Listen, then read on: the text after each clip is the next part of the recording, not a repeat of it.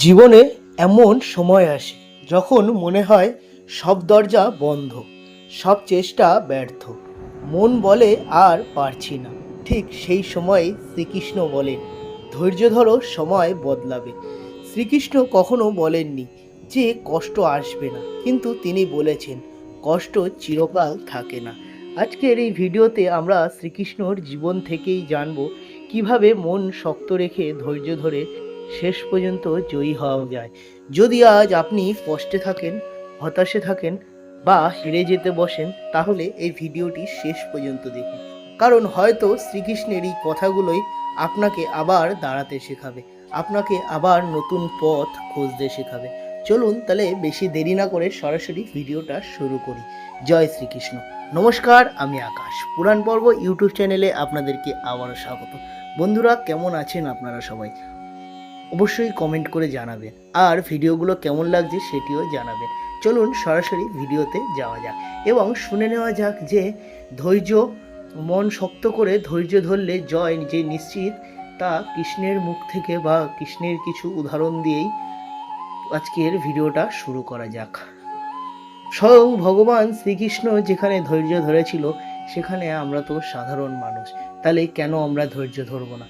অবশ্যই ধৈর্য ধরলে জয় নিশ্চিত হয়। 1 নম্বর, দেবকীর অসীম ধৈর্য, অন্ধকার গর্ভে আসার জন্ম। কংস একের পর এক দেবকীর সন্তান হত্যা করছিল। একজন মায়ের কাছে এর চেয়ে বড় যন্ত্রণা আর কি হতে পারে?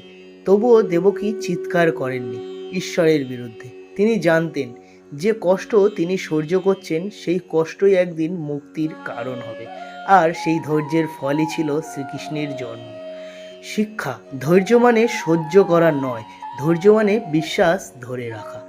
2 নম্বর, যশোদার নীরব সহনশীলতা, না জেনেই ঈশ্বরকে লালন। যশোদা জানতেন না তার ছেলে ঈশ্বর, তিনি শুধু জানতেন এই শিশুটার দায়িত্ব আমার। রোজ দুষ্টুমি, রোজ অভিযোগ, তবুও যশোদা হাসি মুখে সব সামলেছেন। মন শক্ত মানে কঠোর হওয়া নয়, মন শক্ত মানে দায়িত্বে অটল থাকা। বৃন্দাবনে শ্রীকৃষ্ণ, প্রতিশোধ নয়, অপেক্ষা। কংস একের পর এক অসুর পাঠাচ্ছিল। কৃষ্ণ চাইলে সঙ্গে সঙ্গে কংসকে শেষ করতে পারতেন, কিন্তু তিনি করেননি। তিনি অপেক্ষা করেছিলেন, কারণ সময়ের আগে জয় দীর্ঘস্থায়ী হয় না। সব সমস্যার উত্তর তৎক্ষণাৎ আসে না, কিছু উত্তর সময় নিজেই দেয়। দ্রৌপদীর ধৈর্যের কান্না। 4 নম্বর, ভরসার শেষ সীমা। সবাই অপমানিত হয়ে দ্রৌপদী চেষ্টা করেছিলেন নিজে অন্যের সাহায্যে। সব ব্যর্থ হলে তিনি শুধু বলেছিলেন, হে কৃষ্ণ, হে গোবিন্দ। সেই মুহূর্তেই কৃষ্ণ আসেন, যখন সব রাস্তা বন্ধ হয়, বিশ্বাসী শেষ দরজা। 5 নম্বর, অর্জুনের ভেঙে পড়া, শক্তির নতুন সংজ্ঞা। কুরুক্ষেত্রে অর্জুন অস্ত্র ফেলে দিয়েছিলেন, তিনি কেঁদেছিলেন। শ্রীকৃষ্ণ তাকে দুর্বল বলেননি, তিনি তাকে বোঝালেন। এর শিক্ষা: কাঁদা দুর্বলতা নয়, নিজেকে হারানোই দুর্বলতা। 6 নম্বর, শ্রীকৃষ্ণের ধৈর্য, অপমান সহ্য করার শক্তি।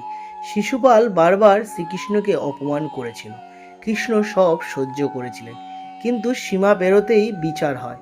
এর শিক্ষা: ধৈর্য শক্তি, কিন্তু সীমা লঙ্ঘন করা উচিত নয়। 7 নম্বর, দ্বারকা ত্যাগ, আসক্তি ছাড়ার জয়। সব কিছু থাকা সত্ত্বেও কৃষ্ণ একদিন সব ছেড়ে চলে গেলেন, কারণ তিনি জানতেন আসক্তিই দুঃখের মূল। এর শিক্ষা: জয় মানে শুধু পাওয়া নয়, প্রয়োজনে ছেড়ে দিতে পারাও জয়। শ্রীকৃষ্ণ আমাদের শেখান, মন শক্ত রাখো, ধৈর্য ধরো, কিন্তু বিশ্বাস হারিও না। আজ না হোক কাল, কাল না হোক কিন্তু একদিন জয় তোমার হবেই। জয় শ্রীকৃষ্ণ। শ্রীকৃষ্ণ আমাদের জীবনে এসে সব সমস্যা দূর করে দেননি, তিনি আমাদের শিখিয়েছেন সমস্যার সামনে কিভাবে দাঁড়াতে হয়, কিভাবে সমস্যার মোকাবিলা করে সামনে এগিয়ে যেতে হয়, নতুন পথ কিভাবে খুঁজে বের করতে হয়। তিনি শিখিয়েছেন মন শক্ত রাখতে, ধৈর্য ধরতে, আর বিশ্বাস হারাতে নেই। আজ যদি আপনার সময় ভালো না যায়, তাহলে মনে রাখবেন শ্রীকৃষ্ণ দেরি করেন, কিন্তু অবহেলা করেন না। আজ না হোক কাল, কাল না হোক কোনো একদিন জয় আপনারই হবে। যদি আজকের ভিডিওটি আপনার মনে একটু শান্তি এনে দেয়, তাহলে একটি লাইক দিন এবং আরও শ্রীকৃষ্ণের শিক্ষা পেতে চ্যানেলটি সাবস্ক্রাইব করুন। এই ভিডিওটি শেয়ার করুন সেই মানুষগুলোর সঙ্গে যারা আজ ধৈর্যের সঙ্গে লড়াই করছে এবং ভাবছে তিনি হেরে গেছে, তার জয় অনিশ্চিত। এই সমস্ত মানুষদেরকে শেয়ার করুন এবং ভিডিওটি ভালো লাগলে কমেন্ট করে জানাবেন আপনাদের ভিডিওটি কেমন লাগলো।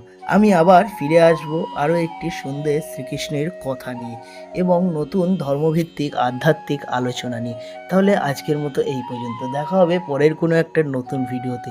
ততক্ষণের জন্য ভালো থাকবেন, সুস্থ থাকবেন এবং ধৈর্য হারাবেন না। জয় একদিন ঠিকই পাবেন, সাফল্য একদিন ঠিকই পাবেন। সাফল্যের রাস্তা কঠিন হলেও দীর্ঘস্থায়ী হয়, সেই কারণেই ধৈর্য ধরুন, অবশ্যই সফলতা পাবেন। জয় শ্রীকৃষ্ণ, রাধে রাধে, জয় গোপাল।